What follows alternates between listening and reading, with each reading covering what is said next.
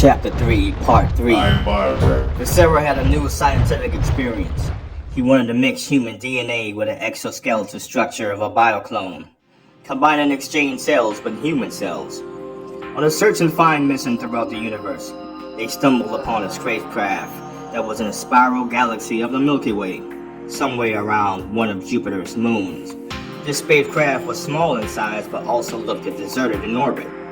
The ship was of course landed on one of the moons, but it seemed to have failed to operate its destination.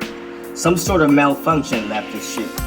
With no fuel and no air station was in sight, Biotech powered up his Silver Raven armor and went to scope out the ship.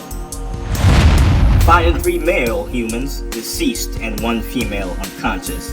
She was an attractive young female. Viscera was hypnotized by the beauty of his human woman. He took her back to his planet.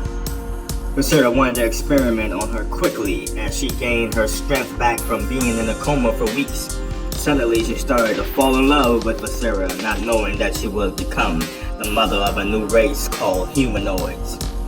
She laughed at Viscera, thinking that he was joking. Viscera lured her down into a laboratory and dissected her immediately, running tests daily on her brains and taking DNA tissue, blood samples, and etc. Viscera called Biotech in a room and Viscera removed his data computer chip. Viscera had 2 exoskeletons, bioclones, android vertebrae connected to this young woman, absorbing the memory and senses of a human. These humanoids will have the exact free will as a human with emotions, just except they won't have any human soul. These artificial intelligent humanoids will not have the power of the spirit guardian, as the spirit, which has the best gift an alien being can receive, is love. These humanoids will have the power to also be solid, strong androids with skilled training of stages of power, also SOP, and a chance to obtain battle techniques. The experiment went well, but the woman Viscera once cherished and adored was brain dead. Too much radioactive X-rays was exposed to her brain, causing her not to care for herself. She was a vegetable. Viscera pulled the plug, covering up her death. The High Elder wondered where she was gone if Viscera continued to lie. She left, I told you. But this Elder, Abbott, knew of something that Viscera didn't, that his concubine had conceived a child.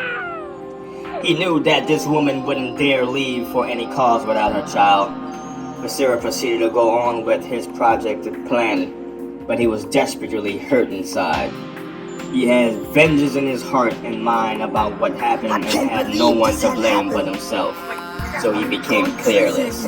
Viscera took now the computer data chip that held the blueprint of cloning biohumanoids and rebooted it with a nitro grenade and placed it back into Biotech's chest. And if not operated by detaching it the right way, it will ignite a fierce explosive bomb within seconds. Hale and Cole was born, 2 humanoids that have the same human characteristic traits of 12-year-old children. They were highly magnificent and expressively developed structure androids. They had golden blonde hair. Their birth was very unique, with all senses of artificial intelligence.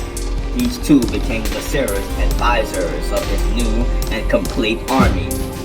Viscera was at the highest peak of experiments and creations. He finally got tired and needed rest from working so hard.